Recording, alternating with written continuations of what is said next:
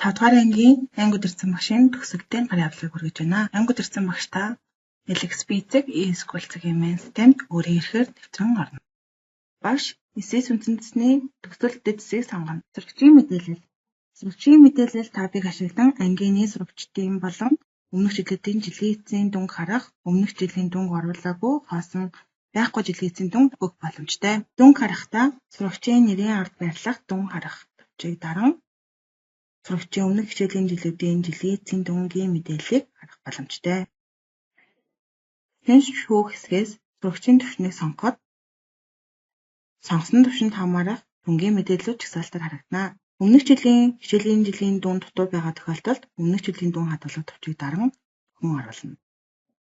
Хэлээс дараах байдлаар харагдах бөгөөд түвшин сонгох хэсэгт түвшин сонгон, хичээл хэсэгт дүн нөхөн оруулах хичээлийг сонгоно. Үнэлгээний бүтэц хэсэгт нөхөн оруулах дүнгийн үнэлгээний төрлийг сонгон оруулна.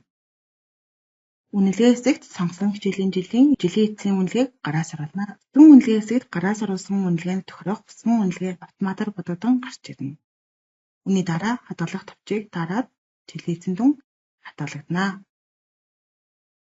Дүн харах цэсийг ашиглан жилийн эцсийн дүн харах, нөхөж бүртгэх боломжтой ба дүнг засах, устгах боломжгүй.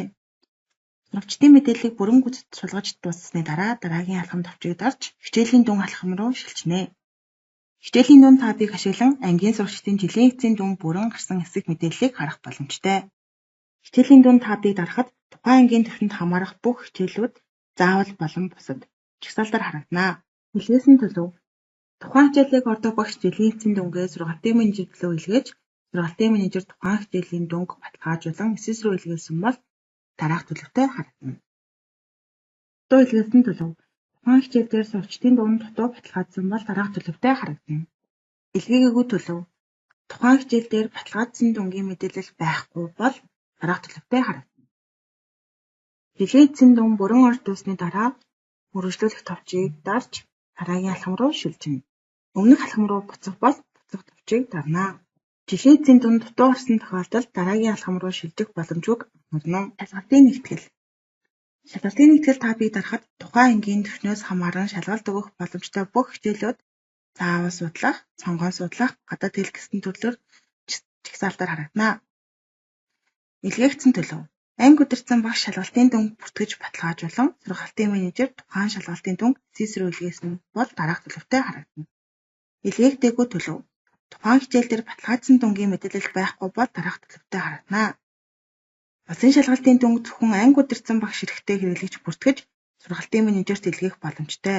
Хэрэв улсын шалгалтын дүн бүртгэх үйл ажиллагаатай холбоотой мэдээлэл авах шаардлагатай бол улсын шалгалтын дүн бүртгэх гарын авлагыг үзээрэй.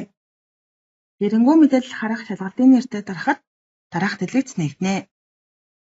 Excel тавчийг дарж шалгалтын дэлгэрэнгүй Excel-ээр татаж авч болно. 5 дугаар анги 3 шалгалтын дүнг эсэс рүү илгээсэн байх шаардлагатай.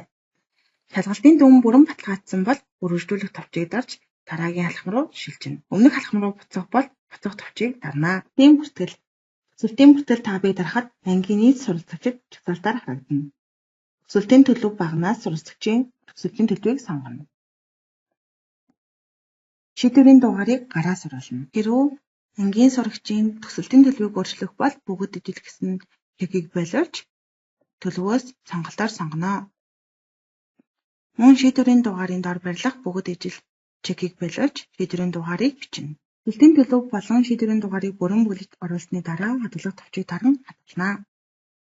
Төсөлтийн бүртгэл бүрэн гэж үзсэн тохиолдолд менежерт илгээх товчийг дарж сургалтын менежер рүү төсөлтийн бүртгэл баталгаажуулах хүсэлт илгээнэ. Хэлхээсний зүүн доод болон барилах бүх бүртгэл устгах товч нь суралцагчдын төсөлтийн бүртгэлийг бүгдийг нь устгахыг хэлж байгаа юм а. Суралцагч тус бүрээр төсөлтийн бүртгэл устгах тохиолдолд суралцагчийн нэрийн ард байрлах хогийн савны айкон дээр дарж устгана.